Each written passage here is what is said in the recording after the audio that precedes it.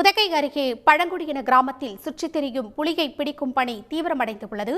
கூடுதல் விவரங்களுடன் இணைகிறார் செய்தியாளர் சிவசாமி. சிவசாமி, விவரங்கள். உதகை அருகே இருக்கக்கூடிய மாவனலா கிராமத்தில் தான் இந்த புலியானது தொடர்ந்து முகாமிட்டு மாடுகளையும் ஒருவரையும் அடித்துக் கொண்ட நிலையில் தான் தற்போது அந்த புலி இன்றைய தினம் அங்க இருக்கக்கூடிய மாவனலா அரசு பழங்குடியினர் உண்டு உறைவிட பள்ளி வளாகத்திற்கு அருகே வந்திருக்கிறது. தற்போது அந்த புலி அருகில் இருக்கக்கூடிய புதர் பகுதியில் மறைந்திருக்கிறது.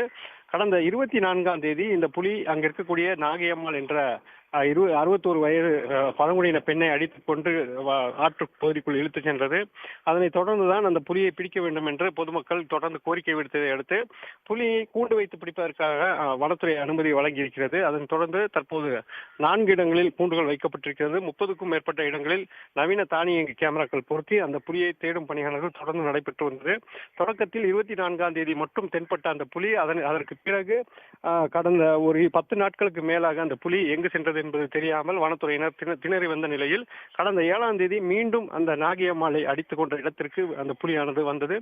அங்க இருக்கக்கூடிய கேமராக்களில் காட்சியானது பதிவான நிலையில் மாடுகளையும் தொடர்ந்து அடித்து வருகிறது. தினந்தோறும் ஒரு மாடு என மாடுகளை அடிக்க முயன்றாலும் அந்த புலி வயது மூப்பு காரணமாக மாடுகளை வேட்டையாடி கொன்று உணவு எடுத்துக் கொள்வதற்கு முடியாத நிலையில் தவித்து வருகிறது. இந்த நிலையில்தான் மனிதர்களை தாக்கும் முன்பு அவற்றை பிடிப்பதற்கான நடவடிக்கை என்பது வனத்துறை சார்பாக எடுக்கப்பட்டிருக்கிறது. சற்று நேரத்துக்கு முன்பு இங்க இருக்கக்கூடிய அரசு பழங்குடியினர் உண்டு உறைவிட பள்ளிக்கு அருகே இந்த புலி வந்ததால் பெரும் பரபரப்பு ஏற்பட்டிருக்கிறது. பொதுமக்களும் அப்பகுதியில் கூடி அவற்றை உடனடியாக மயக்க ஊசி செலுத்தி பிடிக்க வேண்டும் என்று கோரிக்கை விடுத்து வருகின்றனர். ஆனால் வனத்துறைக்கு இதுவரை மயக்க ஊசி செலுத்தி பிடிப்பதற்கான அனுமதி வராத நிலையில் கூண்டில் அதனை பிடிப்பதற்கான நடவடிக்கை தற்போது முடக்கிவிட்டிருக்கிறது. புலியை அந்த இருக்கும் இடத்தையும் தீவிரமாக தேடி வருகின்றனர். தகவல்களுக்கு நன்றி சிவசாமி.